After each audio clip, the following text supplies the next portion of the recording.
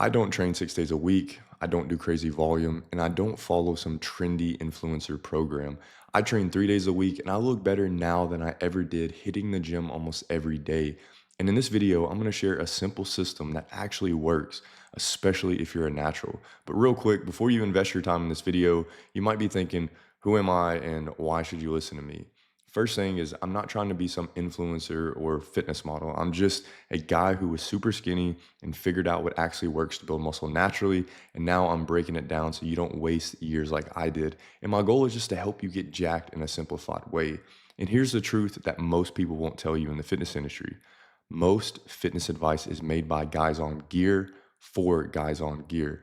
And gear is slang for steroids. If you're new to the industry, you're going to hear gear, you're going to hear enhance, all these things. So if you're not enhanced, you can't train like them, eat like them, or recover like them and expect the same results.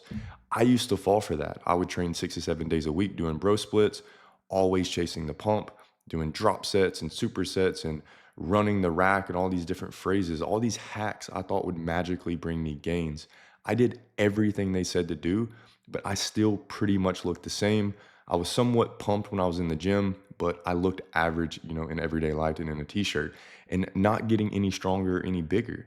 This was frustrating because I was consistent. I did work hard, but nothing really changed. And that's why I'm so passionate about this now, to share the real advice. It's not sexy, it's simple. And what I'm going to share actually works. And it wasn't until I took a step back and said, all right, what actually builds muscle naturally? Like, why does a muscle grow? Like, it cannot be this complicated. I shouldn't have to do all these mesocycles and all these phases and all this crazy stuff. Like, I should be able to pick weights up like the old school lifters, like Steve Reeves and Leroy Colbert did, train a few times a week and recover.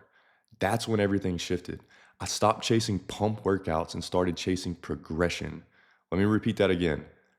I didn't do pump workouts anymore. I started chasing progression. I trained fewer days, but with more intensity. So my workouts became more challenging. Every single rep, every single set, I was pushing to the bleeding edge without getting injured. I recovered. I tracked everything and I stayed consistent. And my physique finally started to grow. So if you think you're doing everything right and you're getting tired of it and you kind of look like you lift, here's what I would do. Train 3 to 4 days a week. And if you're limited on time, three is fine. And it's what I'm currently doing. And it's what I'm going to be sharing in this example. I would train upper, lower, upper, or push, legs, pull. Tuesday for me is upper, Thursday is lower, and then Sunday is upper again. You can train on any day, but just have a rest day in between each training day and then 2 days in a row at some point in the week, or just rotate on and off. And then some weeks you will train 4 days, some three. So you might go upper rest, lower rest, rest, lower rest. Just keep repeating that. Me personally, I like to have 2 days off just to give my body enough recovery.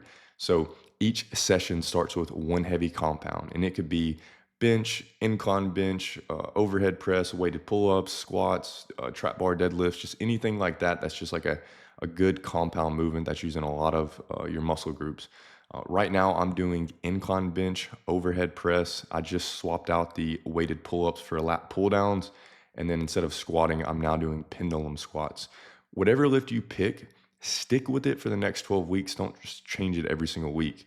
And for that lift, you could aim for 3 sets of 6 to 10 reps, rest your 2 to 3 minutes, and then make sure you're tracking your numbers in your notes app, in a notebook, or just in some type of app. All of my programs that I share can be accessed in an app. Just check the link under this video to learn more. And then after the compound movement, that's when we move on to your accessories. And it's what I call the aesthetic builders. I do incline dumbbell press, incline flies, lateral raises, curls, tricep extensions, face pulls, split squats, hamstring curls, calf raises. Like I said, all this is broken down inside of my programs. I'm just kind of giving you guys an overview so this video isn't 20 minutes long, but just pick, good exercises that balance the rest of your workout from your compounds and build the aesthetic. So like for me on pull-ups and on lat pull downs, I like to do stuff wide grip for the V taper. And then for, biceps, I like to do incline dumbbell curls, but most of my accessory movements are where I get more of my volume or my pump work. So the first part of the workout starts out a little bit heavier with a lower rep range for strength. And then the next part of the workout, or phase two, is aesthetic. So I'll do anywhere from 3 to 5 sets. If I only do 3 sets on that first, compound movement, then that next movement will be 5 sets. So Instead of doing 6 to 10 reps, I push either 8 to 12, 8 to 15, depending on what movement it is. And then for the accessories, it's about a 90-second rest. What I want to keep kind of hammering in this video though is when you train low volume, you need to push yourself. Like, I always say, like, at the end of your set, like, you should be doubting if you can get it. Your face should be somewhat red. You should be sweating. You should be breathing hard. Like, when your mind's telling you to stop, that's when you know, okay, I'm in that growth zone. Don't push so hard though that you're going to actually injure yourself. Like, there's a balance to this. But here's an example of what a pull day would look like and what I'm kind of sharing in this video. I start off with wide grip lat pull downs. I then move to my chest supported T-bar row. So I have a horizontal pull and then a vertical pull for the balance. I then do machine rear delt flies, also katanas or cable rear delt flies. Then we move on to biceps, which is incline dumbbell curls and then cable curls.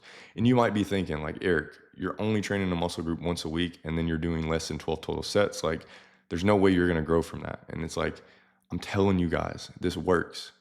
You don't need as much volume as you think, but you need to train hard. Every rep and every set, you have to absolutely push yourself. And if you're new, give yourself some time to learn the movements. Don't just jump in and go absolutely berserk. Like, build yourself up. Just don't get injured, because that's the biggest setback. And remember, building muscle is a marathon. So what about deloads? I personally don't think about deloads much because I train 3 days a week. Recovery is no problem for me. I do encourage rotating exercises though to avoid overuse. So you might do this every 12 to 16 weeks or every 3 to 4 months. And you could do like incline bench to dumbbell bench, or wide grip lat pull down to close grip, or pull ups, just a slight variation of the movement. And this isn't required, but it can help you change up the movement patterns and avoid the overuse injuries on your joints. Now, for the food, really simple. I eat real food. Eat the food God put on this earth. That's how I look at it, not some artificial garbage with 27 different, made up ingredients. You will not only feel better, but it makes getting lean effortless. So that could look like ground beef, grass fed, organic chicken, chicken thighs, chicken breast, free range, your eggs as well, rice, potatoes, fruit, avocados, honey, milk, just anything that is somewhat natural, organic, grass-fed, and free range if possible. And then my protein target right now is just 1 gram per pound of body weight. I don't really track macros. I just eat clean, real foods, and it makes staying lean effortless. And then for sleep, if you're not getting 7 to 8 hours of sleep, don't expect to grow and don't expect to have any major progress. Just black out your room, no caffeine 8 hours before bed. Turn down your thermostat so your room is pretty cold, and then avoid blue light or your phone about an hour before bed. That's how I get the best sleep. I also take a magnesium supplement. It's magnesium glycinate. So it's really good. It helps me sleep, helps with recovery. And most importantly, guys, just stay consistent. This is the part nobody talks about. The real reason most guys stay average is they don't stick with anything long enough to see it work, which just frustrates me because they overthink, they jump programs, they quit when it gets boring. But this game is boring. It's repetition, it's discipline, it's tracking, it's eating, it's lifting, it's sleeping over and over for months and years.